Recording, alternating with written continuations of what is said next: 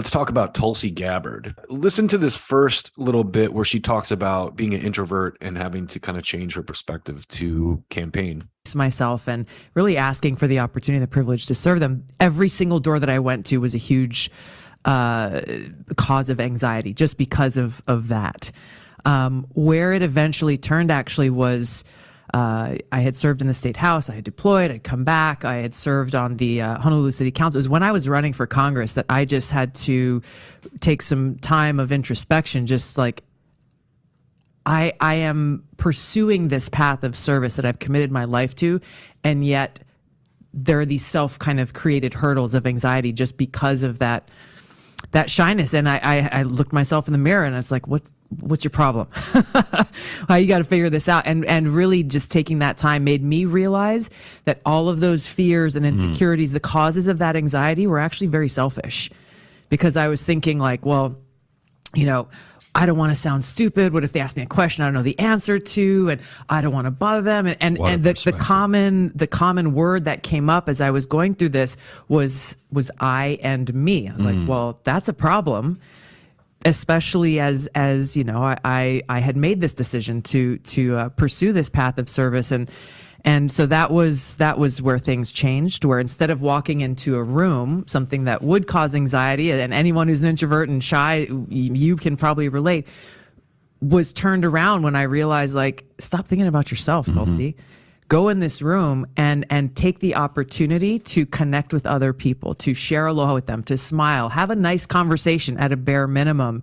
And once I shifted my focus on in that way, it changed everything. I love it. So I just wanted to show you that part to make it clear that Tulsi Gabbard is a Russian asset who works for Putin and cares about nothing but money and helping Russia achieve its goals, which is clearly an idiot thing to say. I mean, listen to this woman. First of all, she served in Congress. She served in the military as a medic. She's been promoted. She's still in the military. So this smear that and I put it in quotes, but it's not, it's a smear that she works for Russia somehow is ridiculous on its face.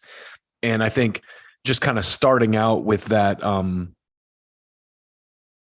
bit where she's talking about what she had to go through as an introvert to bring herself to campaign, you can tell that she's a very selfless person, you know?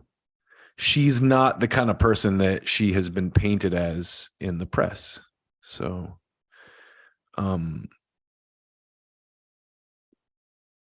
this next little bit, and I'm not going to watch this whole thing with you. She talks about she talks about the establishment, because I don't know if you remember this, but she famously was the vice chair of the DNC and ended up quitting or resigning when she found out that they cheated Bernie Sanders.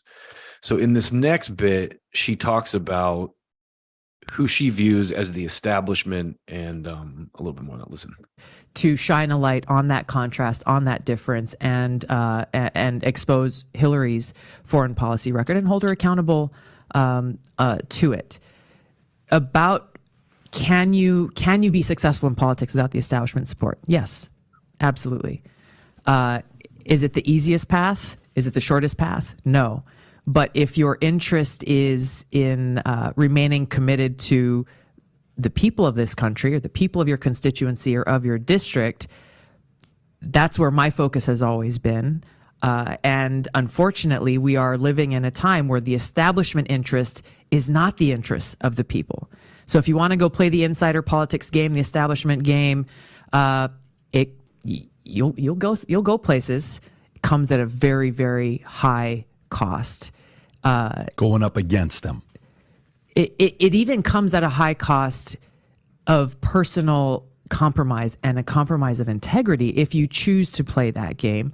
And yes, going up and challenging them is not just challenging the DNC or the Democratic Party. Right. It is also challenging all of their partners in the mainstream corporate media, challenging elements of the national security state that they are weaponizing for their own interests, challenging their friends and partners in big tech and social media who are very willing to do their bidding. So it is this whole kind of cabal of elitism that benefits off of having people in positions of power that they can control. And that's where, as you said, people were talking about me a lot at one point, but once they realize, oh, okay, she's not falling for the glitter and things that were dangling in front of her, and she thinks for herself, and it speaks her own mind. That's where the tables kind of started to turn, and I stopped getting invited to the parties and the stuff that I know, good right? Parties. When I look honestly in retrospect at the Trump years, right? The only thing that really differentiates Trump from any other president is the tantrum that the press threw. And they threw that tantrum because Trump didn't have the White House Correspondents' Dinner, that party every year where the press gets together and licks Washington's asshole. Like Tulsi was saying, you have to sacrifice your integrity to be part of that cabal. And it's very sad that it's gotten to that point, but that is exactly where it has gotten. So what they're kind of talking about here is politics right now, and figures like Trump and RFK Jr., who are quote unquote outside the establishment. Joe Scarborough. Okay, gotcha. Joe Scarborough asking the question. Who was he asking? He was asking. You can just play the Okay. clip. So yeah. The Democratic side, Bobby Kennedy Jr., doing well. He's at 19%. Hasn't really gotten that much out there. I mean, and I'm starting to hear more and more talk about him. Are we going to actually have a challenge here? I'm trying not to laugh, Joe. There's not going to Wait, be. can I stop you for a second? Yes. Do you know The arrogance. how many people said the Gotta same love thing the about Donald arrogance. Trump in That's 2015 true. on Yes. this show? I hate to agree with Joe Scarborough, but he's right. Except I Shameless. will The note. same exact Yes, thing. because there was going to be a Republican primary. But I really think that the mealy-mouthed Democrats, as I like to call them, and some of my progressive The mealy-mouthed Democrats, the ones with integrity. friends who would like to live in a fantasy land, they need to come back to reality. And the reality See, this is what I love about establishment politics. Oh, I'm an adult who knows that all we can ever do is nibble around the edges and do incrementalist changes to things. We can never go big because I'm an adult who lives in a compromised world and has no integrity. Whenever someone says I'm an adult, I'm instantly like skeptical of you're an adult. Like saying I'm an adult is an excuse to be an apathetic tool, basically. Well, I'm an adult and I'm a zombie. I just go to work and do what I am told because I am an adult. Reality is this. The sitting president of the United States of America is a Democrat that would like to run for re-election, so much so that he has declared a re-election campaign. Right. In that case, the Democrat. So the Biden's puppeteers they're not letting go. They want another 4 years of this, of course. And let's be honest, was there a Republican primary in the last election cycle when Trump was president on the GOP side? No, there was not. So she's not wrong either. But the reality is Biden is so gone. It's so obvious that he's just an empty vessel for the donors that got him in, that it's just hard to watch at this point. People like her trying to justify it. Anyway, let's keep listening. National Committee will not facilitate a primary process. There will be no debate stage for Bobby Kennedy, Marianne Williamson, or anyone else to stand So we're going to on. have another Bobby Kennedy in an empty chair in the debate, right? There will be no debate. Yeah, no debate. There The will be Democratic no National debate. Committee administers the debates, and they're not going to set up a primary process for debates for someone to challenge the head of the Democratic Party. So here's what I hope Bobby Kennedy does. Is goes to you guys, goes to Joe Rogan, goes to multiple people who have platforms and say, will you host a debate? Invite Joe Biden, invite Marianne Williamson, and let him not show up. The key word is there. She says, Bobby Kennedy Jr., to his credit, is already doing a masterful job. I have a story a little bit later about him hiring Dennis Kucinich as his campaign manager. And the only reason I wanted to show that is because of the clip of Dennis Kucinich from 10 years ago. But I like Tulsi's mentality, and I think she's right. I think, anyway, sorry, I keep interrupting. They have to come to reality. And what is the reality? That the DNC believes that they are the arbiters of democracy. And they will decide if there's no debates, then there will be no debates. Well, guess what? There's a whole country out here that's actually interested. The fact that Bobby Kennedy is what, I think he's north of 20% now. He hasn't even been in a campaign for a month at this point. The fact that Joe Biden has such low approval, they're less than 30% of Democrats who even want him to run, and yet they're saying there will be no debate because of the DNC. There's a lot of folks out there who would like to hear more and learn more, and I hope that Bobby Kennedy creates that opportunity and invites Joe Biden to show up. I think that's a brilliant idea. I think we might want to implement that strategy, Pat. Question for you, Tulsi. I mean, I think it's disgusting that they're just Yeah, because if he does that, then Biden looks like a coward for not showing up. And the Democrats can slither and twist and turn and try to say whatever they want, but that's how it looks. This is about pro-war Ukraine Democrats. Listen. The little thing called COVID, frankly, the proxy war with Russia via Ukraine. I mean, a lot of people's lack of courage, unfortunately, has been exposed. The fact that's such a great way to put it. That not a single Democrat has voted against. Remember that first $40 billion round of funding to go that kind of brought in the United States involvement in this war against Russia. Not a single Democrat voted against it. I think there were, between the House and Senate, something like 60 or 70 Republicans who voted against, but not a single Democrat had the courage to even just say, let's not rush into this. Let's actually think about what are the second, third, fourth. Russian, pun intended, haha, get it? Rush into this, haha. Order of consequences that could occur once we bring ourselves into this. What happens when we start to turn on the tap at where were these people? This is what frustrates me so much about this Ukraine thing is it's like all you have to do is put a blue Democrat face on a war and all the skeptics are suddenly like, yeah, let's get them. Like complete morons. This is the exact same playbook that they used during the Iraq debacle. And no one thought it through. No one thought about like, hey, what happens next? Once we invade, then what? And now, we're like so many lives, innocent people, billions and trillions of dollars later. Iraq is still kind of a mess. And we're just doing it everywhere else. I mean, name a country. I would love it if someone can point to one of these military ops that actually ended up doing something good for a country. I mean, you could argue now that Vietnam is maybe a little better off.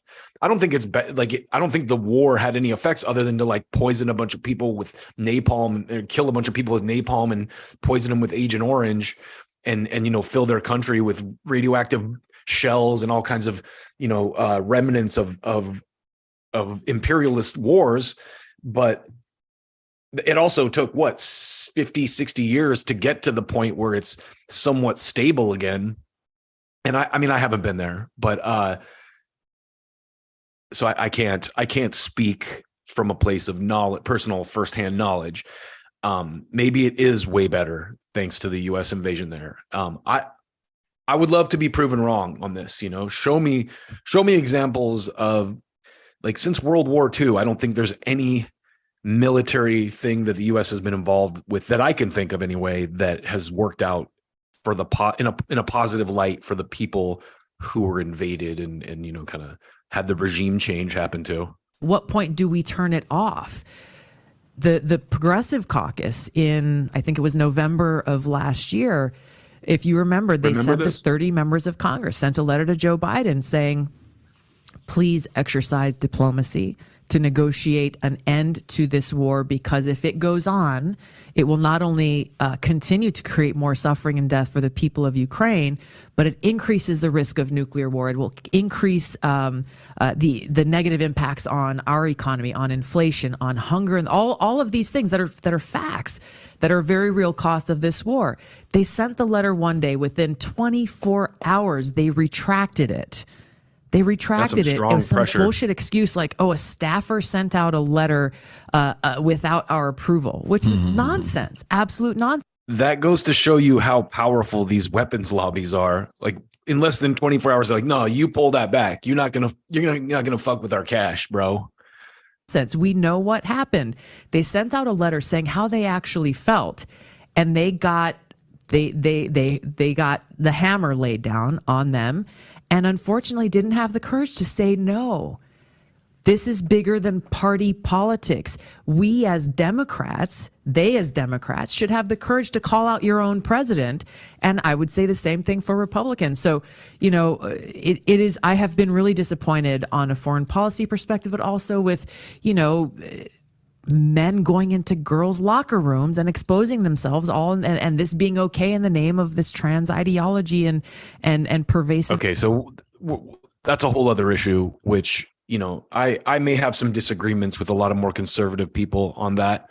But I also recognize that, you know, we do need to approach these issues with a little more nuance and levity than we maybe have in the past. Everything is like a tribal thing now where it's like, you get on your side and I'll get on mine, and we're just going to argue about some irrelevant bullshit.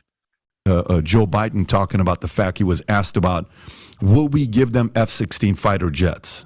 And Biden says, not today. Will you one day give them? I can't answer that question, but I think we ought to start training. And the U.S. officials said we will not,